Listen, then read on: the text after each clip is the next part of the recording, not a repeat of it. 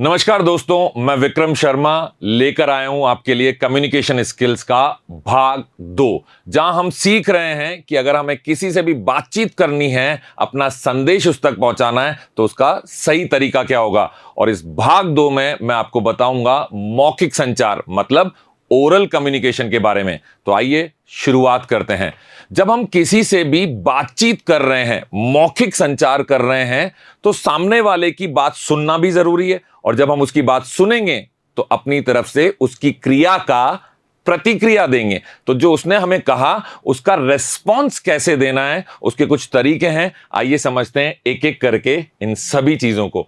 तो अगर मैं किसी की बात की प्रतिक्रिया देना चाहता हूं, उसने मुझे कुछ कहा और मुझे वो बात अच्छी लगी या बुरी लगी, मैं उस बात से सहमत हूं या पूर्णतया असहमत हूं, इसको बताने का पहला तरीका है मेरी बॉडी लैंग्वेज मतलब मेरी शारीरिक भाषा। अब मैं अगर किसी को रोकना चाहता हूं, मैं बहुत देर से सुन रहा हूं और मुझे समझ नहीं आ रहा है या मुझे उसकी बात अच्छी नहीं लग रही, तो मैं सीधा सीधा उसको हाथ के इशारे से रोक सकता हूं। मैं अगर ऐसे अकड़ के खड़ा हो जाऊंगा तो उसे एहसास हो जाएगा कि मुझे उसकी बात सुनने के बाद भी उसकी किसी बात में कोई इंटरेस्ट नहीं है, मुझे उसकी बात में कोई आनंद नहीं आ रहा, मुझे उसकी बात में कोई मजा नहीं आ रहा। तो आप अपनी शारीरिक भाषा से भी सामने वाले की बात को बता सकते हैं कि भाई आप मुझे पसंद कर रहे हैं या आप मुझे नापसंद कर रहे हैं, पर मेरी प्रतिक्रिया ये है। तो आप अपनी प्रतिक्रिया कैसे दे रहे हैं? बॉडी लैंग्वेज के माध्यम से। साथ ही साथ आप आंखों का संपर्क, आई कांटेक्ट बना के भी एक प्रतिक्रिया उसको दे सकते हैं। आपने देखा होगा ना, जब हमने सुना है कई बार कि जब हम किसी से नजरें चुराते हैं या कोई हमसे नजरें चुराता है, तो या तो वो झूठ बोल रहा है या वो कुछ छुपाना चाहता है। तो आंखों का संपर्क होना भी इस बात के लिए बड़ा खास महत्व रखता है कि आप किसी की बात के लिए कैसा रेस्पॉन्स, कैसी प्रतिक्रिया उसको दे रहे हैं।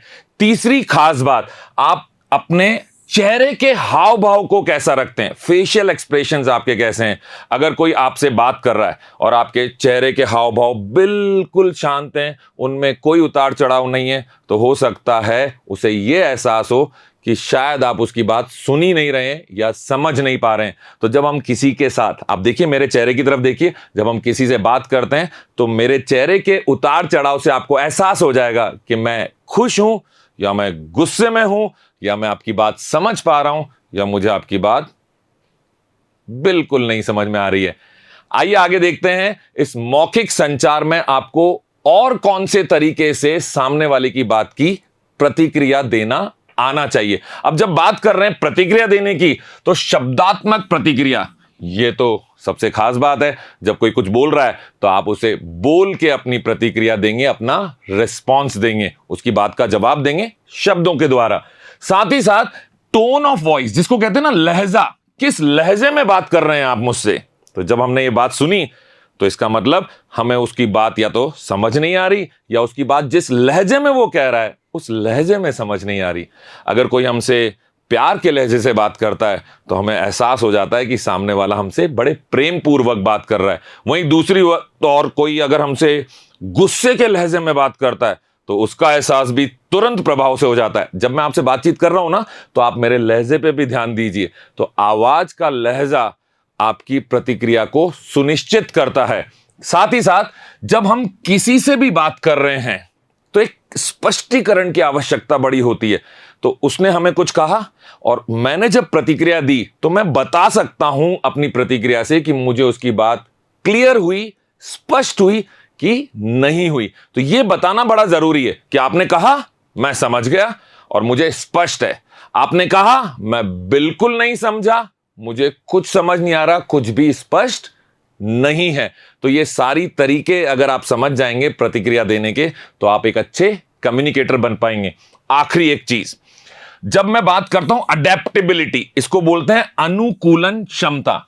मतलब समय के अनुसार, स्थिति के अनुसार, सब्जेक्ट के अनुसार जब आप अपने आप को ढालते हैं। सामने वाला जब हमसे बात कर रहा है तो हमारे अंदर जो बदलाव लाने की प्रक्रिया है बातचीत के अनुसार, उसको बोलते हैं हमारी अडेप्टेबिलिटी या अनुकूलन क्षमता। और यह क्षमता अगर आपके अंदर आ जाए तो मैं बता सकता हूं कि सामने वाला अगर आपके विरोध में भी है तो थोड़ी देर में आप उसको अपने पक्ष में ले आएंगे, अगर आपके अंदर है अनुकूलन क्षमता। चलिए आगे देखते हैं कि किस तरीके से ओरल कम्युनिकेशन मतलब मौखिक संचार को और मजबूत बनाया जा सकता है।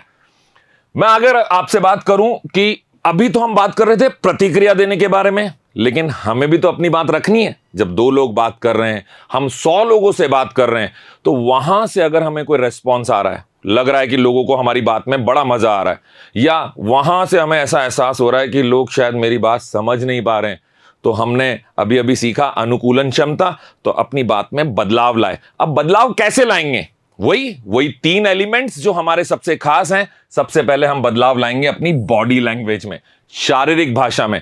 अगर आप अपनी शारीरिक भाषा में तुरंत बदलाव ला पाए, ओपन बॉडी लैंग्वेज करते हैं, मतलब जहां आप खुले भाव से, खुले मन से इस तरीके से लोगों के साथ कम्युनिकेट करते हैं मौखिक संचार के दौरान। मैं अपनी बॉडी लैंग्वेज में आपको अगर कोई दूर की बात बता रहा हूं, कोई पुरानी बात बता रहा हूं, तो देखिए मेरी शारीरिक भाषा अपने आप ये समझा रही है कि दूर कहीं पुरानी बात हो रही है। इसी प्रकार जब मैं आई कांटेक्ट की बात कर रहा हूं, आंखों का संपर्क, तो आपका कांटेक्ट फनल होना चाहिए, मतलब एक ऐसा कोण आप बनाएं जिसमें सामने वाले का चेहरे पे ध्यान देते हुए उसकी आंखों में आंख डाल के आप बात करें। यह दिखाता है कि आप आत्मविश्वासी हैं, यह दिखाता है कि आप सच्चे हैं, आप अपनी बात पे अडिग हैं। तो आंखों का संपर्क होना बड़ा ही महत्वपूर्ण है जब कभी भी आप अपनी बात सामने वाले के लिए रख रहे हैं। आखिरी में अगर हम फिर से बोलें तो वही चेहरे के हाव भाव। अगर आपके चेहरे के हाव भाव बात के अनुसार हैं तो आपकी बात दमदार है, आपकी बात हर कोई सुनेगा, हर कोई समझेगा। अब आगे हम समझेंगे कि अगर हमें हमारी बात किसी के सामने रखनी है तो स्पष्ट तौर पर वो बात रखने के लिए किन चीजों का ध्यान रखना चाहिए। सबसे खास बात क्या है? फिर से मैंने आपको समझाया, आपकी आवाज का लहजा, आप किस तरीके से बोल रहे हैं। आप विनम्र भाव से बोल रहे हैं, आप गुस्से में बोल रहे हैं, आप प्रेम में बोल रहे हैं, आप क्रोध में बोल रहे हैं। अब आप इसको ऐसे समझिए, सामने एक आदमी खड़ा हुआ है और मैं उससे लड़ाई करने के लिए तैयार हूं, तो मैं उसको ऐसे बुलाता हूं। ध्यान से सुनिएगा और बॉडी लैंग्वेज पे, शारीरिक भाषा पे भी ध्यान दीजिए, मेरे आवाज के लहजे पे भी ध्यान दीजिए। मैं उसको कह रहा हूं आजा, आ। और वहीं अगर सामने एक बच्चा है बड़ा प्यारा सा और मैं उसके साथ खेलना चाहता हूं, तो मैं यही शब्द उससे भी बोल रहा हूं, लेकिन मेरी बॉडी लैंग्वेज और मेरे लहजे को देखिए, आजा आजा आजा आजा आजा आजा आजा आजा। तो ये जो फर्क है, ये आवाज के लहजे का, आपकी बॉडी लैंग्वेज का, ये फर्क आपकी बात को पूर्ण रूप से स्पष्ट कर देता है कि आप कहना क्या चाहते हैं। तो जब कभी भी आपको अपनी बात कहनी है तो इन तीनों का संयोजन, किन तीनों का? आपकी बॉडी लैंग्वेज का, आपके आई कांटेक्ट का, आपकी आवाज के लहजे का, इन सब चीजों का संयोजन, इनका कॉम्बिनेशन आपको बनाता है एक बेहतरीन कम्युनिकेटर। तो आवाज का लहजा, फिर ध्वनि की मात्रा, मतलब आपका वॉल्यूम। अब आप किस वॉल्यूम में बात कर रहे हैं? आपने देखा है कभी एक प्रेम रस का जो कवि होता है, वो ना कवि बड़े प्यार प्यार से अपनी कविता रख रहा है, लेकिन वहीं जो वीर रस का कवि है, जो देशभक्ति के ऊपर एक कविता सुना रहा है, वो बड़े जोश के साथ बड़ी तेज आवाज में अपनी बात रखता है। तो आपका वॉल्यूम, आपकी ध्वनि की मात्रा कम है, ज्यादा है या चरम पे है, ये डिसाइड करेगा, इसी से निर्णय होगा कि आप अपनी बात जो कहना चाह रहे हैं वो सही तरीके से कह रहे हैं या उसमें कोई कमी रह गई है। आगे मैं बोलूंगा आपको पिच का मतलब क्या है? आवाज का उतार चढ़ाव। जब बात कह रहे हैं तो कहीं कहीं पे हमको किसी शब्द पे खास जोर देना पड़ता है। उस जोर देने के लिए आपको अपनी आवाज को थोड़ा ऊपर, कभी थोड़ा नीचे, कभी बड़े प्यार से और कभी पूरे जोश के साथ, इस आवाज के उतार चढ़ाव को हम अंग्रेजी में बोलते हैं वॉइस मॉड्यूलेशन। आपने अमिताभ बच्चन साहब की आवाज सुनी है? जब वो बात करते हैं तो उनके बात के अंदाज में, हर शब्द में, हर वाक्य में, हर सेंटेंस में उनकी आवाज कभी ऊपर कभी नीचे। जहां ठहराव की आवश्यकता है वहां ठहराव आपको मिलेगा, जहां गंभीरता की आवश्यकता है वहां गंभीरता आपको दिखेगी। वो पूरा जो वॉइस मॉड्यूलेशन करते हैं, अपनी आवाज का जो उतार चढ़ाव करते हैं, उसी की वजह से वो महानायक कहलाते हैं। अब अगर स्वर तत्वों के माध्यम से अपनी बात रखने के एलिमेंट्स को हम आगे समझें तो बड़ा इंपॉर्टेंट एलिमेंट है, तत्व है बोलने की दर। मुझे आपको कुछ समझाना है तो यहां मैं समझाना चाहता हूं, इस वजह से मैं बड़े आराम आराम से, न तेजी तेजी से बात करूंगा जल्दी जल्दी, न धीरे धीरे बात करूंगा, बड़ा रुक रुक के बात करूंगा। मैं आपको एक मध्यम दर से अपनी बात समझाऊंगा, जिससे कि आप मेरी बात बड़ी आसानी से समझ पाएं। पर आपने कुछ लोगों को देखा होगा बहुत जल्दी जल्दी बोलते हैं, वो कई बार तो इतना जल्दी बोलते हैं कि उनकी बात को समझना ही बड़ी मुश्किल हो जाता है। अभी पिछली बात समझ नहीं आई थी और वो 2 वाक्य आगे बढ़ चुके हैं। इसी प्रकार कुछ लोग ऐसे होते हैं जो बड़ा रुक रुक के बात करते हैं, बड़ा सोच सोच के बात करते हैं, और इस वजह से बातचीत कभी कभी अटक जाती है, या सामने वाले को लगता है कि मैं बोर हो गया हूं सामने वाले से बात करते करते, अब मुझे मजा नहीं आ रहा है। तो बोलने की दर भी आपकी इस तरह की होनी चाहिए कि ना तो आप बहुत तेजी से बोलते जा रहे हैं, ना आप बहुत धीरे धीरे आराम आराम से समय लेके बात कर रहे हैं। तो याद रखिए, जब कभी भी आपको मौखिक संचार करना है तो ध्यान रखना है कि आपकी बोलने की दर भी परफेक्ट हो। एक होता है उच्चारण, सही उच्चारण अगर आप करेंगे तो इसका प्रभाव बड़ा कमाल का होगा। अगर आपके उच्चारण में एक आधा शब्द इधर उधर हो जाए, ये ठीक है, सबके साथ होता है, बातचीत के दौरान कभी कभी जुबान फिसलती है, लेकिन अगर आप बहुत सारे शब्दों का या एक ही शब्द का बार बार गलत उच्चारण करेंगे तो सामने वाले पे इसका प्रभाव बड़ा ही गलत पड़ने वाला है। तो याद रखिए, जब कभी भी आप कोई बात बोलते हैं और जिन शब्दों का आप चयन करते हैं उनके ऊपर ना आपको थोड़ी सी प्रैक्टिस कर लेनी चाहिए। आप उसके उच्चारण पे थोड़ी प्रैक्टिस करिए और उस प्रैक्टिस से 2 4 5 10 बार बोलिए, उसको मन ही मन बोलिए। उस प्रैक्टिस से आपका उच्चारण अपने आप ठीक हो जाएगा और आपका प्रभाव भी अच्छा पड़ेगा। एक होता है व्याकरण, शब्दों को तो आप सही चयन कर रहे हैं, लेकिन जब उसका वाक्य बना रहे हैं तो वाक्य फिट नहीं हो रहा, वो एक सही भाव को नहीं प्रदर्शित कर पा रहा। तो अगर आपकी व्याकरण में गड़बड़ है, आपके वाक्य को बनाने की जो क्षमता है आपकी वो अगर कमजोर है, तो आप कभी भी एक अच्छे कम्युनिकेटर, एक अच्छे संचारक नहीं बन सकते हैं। आगे मैं आपसे बात करूंगा, जब हम कभी भी सामाजिक जुड़ाव महसूस करते हैं या सामाजिक तौर पे जुड़ना चाहते हैं, मान लीजिए आप किसी सभा में गए, आप किसी शादी में गए, आप किसी जलसे में गए जहां बहुत सारे लोगों से आपका मिलना जुलना हो रहा है, तो उस जुड़ाव को बनाए रखने के लिए किन तत्वों को आपको प्रैक्टिस करना चाहिए, किन पे ध्यान देना चाहिए, मेरे साथ समझिए। सक्रियता से सुनना। अब आप 4-5 लोगों के बीच में हो, पर आपका ध्यान कभी आपके मोबाइल पर है, कभी आपकी घड़ी पर है, कभी आसपास आप किसी और को देखने लग गए, तो इस दौरान जो वो 4-5 लोग आपके आसपास हैं जिनसे आपकी बातचीत चल रही है, वो जो बोलेंगे वो आप ढंग से सुन नहीं पाएंगे। और जब आप सक्रियता से उनकी बात नहीं सुनेंगे तो समय पे क्या नहीं दे पाएंगे, प्रतिक्रिया नहीं दे पाएंगे। और जब आपकी प्रतिक्रिया समय पे नहीं आएगी तो सारा संचार उसी क्षण रुक जाएगा। इस वजह से आपका सुनना बड़ा ही इंपॉर्टेंट है। याद रखिए, अगर आपके अंदर सामने वाले की बात को सुनने के लिए आपके मन में सहानुभूति नहीं है, जिसको अंग्रेजी में कहते हैं एम्पैथी नहीं है, तो फिर मुझे नहीं लगता कि आप कभी भी अच्छे तौर पे उसके साथ संचार कर पाएंगे। आप ढंग से कम्युनिकेट नहीं कर पाएंगे, आपकी बातचीत बीच में ही कहीं जाके रुक जाएगी। आपके विचारों का जो आदान प्रदान मौखिक तौर पे हो रहा है, वो विचारों का आदान प्रदान रुक जाएगा, उसमें रुकावट आएगी।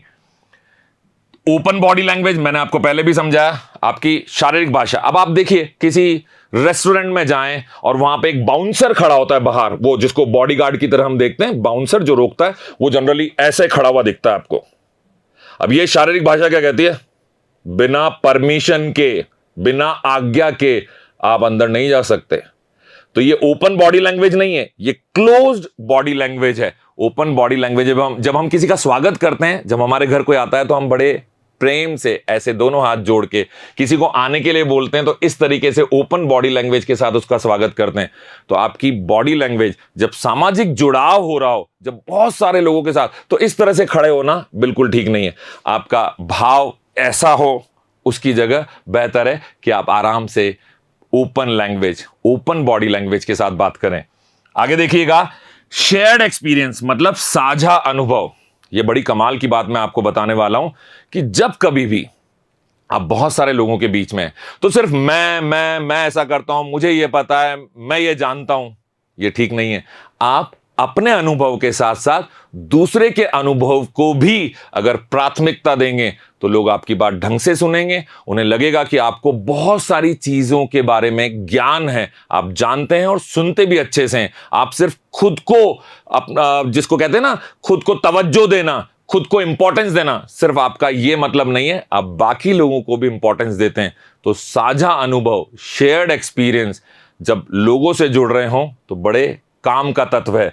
और इसके आगे बात आती है बात की सत्यता, मतलब ऑथेंटिसिटी। जब कभी भी आप कोई बात रखें तो सिर्फ वो बात लोगों को मत बताइए, सामाजिक तौर पे खास तौर से जहां 4 लोग इकट्ठे हों, जो आपने भी कहीं से सुनी है, जिसकी कोई प्रमाणिकता नहीं है, जिसके बारे में आपको कंफर्मेशन नहीं है कि यह बात सत्य है या नहीं। तो जब आपको कोई बात सत्य हो, कोई तथ्य आपके पास हो, तभी अपनी बात रखिए और उसके बाद ही लोग आपकी बात सुनेंगे भी। और जब उनको पता चलेगा कि आप एक ऑथेंटिक इंसान हैं, एक प्रमाणित इंसान हैं, आपकी बात में दम है, सत्यता है, तो वो अगली बार आपसे फिर से मिलना चाहेगा, फिर से बातचीत करना चाहेगा और आपको एक कमाल का कम्युनिकेटर जरूर मानेगा। आखिरी में मैं आपसे बात करूंगा पारस्परिक सम्मान, म्यूचुअल रिस्पेक्ट की। देखिए, यह तो सबसे खास बात है। अगर आप दूसरे को सम्मान देंगे तभी वो आपको सम्मान देगा। तो इसी को कहते हैं म्यूचुअल। मैं आपको सम्मान देता हूं, आप मुझे सम्मान देते हैं, और ये भावना जब तक बनी रहेगी ना, परस्पर सम्मान की भावना, तब तक मान के चलिए आपका कम्युनिकेशन बहुत बेहतरीन तरीके से आगे बढ़ता रहेगा। अब एक अच्छे कम्युनिकेटर की खास बात क्या है कि जब कभी भी वो लोगों के बीच में होता है, बातचीत करता है, तो वो सवाल जवाब के मौके को कभी चूकता नहीं है। मतलब समय पे अपना सवाल भी रखता है और सही सवाल का अपनी ओर से जवाब भी देता है। देखिए, बातचीत का आनंद तभी है जब हम सुन रहे हैं, सामने वाला समझ रहा है, लेकिन उसके मन में अगर कोई शंका है तो वो सवाल पूछ रहा है। तो ये अच्छे कम्युनिकेशन का एक संकेत है कि उसने सवाल पूछा, मतलब वो आपकी बात ढंग से सुन रहा है और आपने उस बात का सही जवाब दिया। ठीक इसी तरीके से जब सामने वाले से आप कुछ कहना चाह रहे हैं और उस दौरान बीच बीच में आप सवाल भी कर सकते हैं। आपको मेरी बात समझ में आ रही है? आपको, आपके मन में कोई शंका तो नहीं है, आपका कोई सवाल तो नहीं है, आप कुछ और जानना चाहते हैं, आपको इसके बारे में क्या पहले से पता था? ये कई सारे छोटे छोटे ऐसे सवाल हैं जो संचार के दौरान, मौखिक संचार जो हम कर रहे हैं, इस दौरान अगर आप सामने वाले से करेंगे तो आप मान के चलिए आप अपनी कम्युनिकेशन को एक एक करके, कदम दर कदम आगे बढ़ाते चले जाएंगे।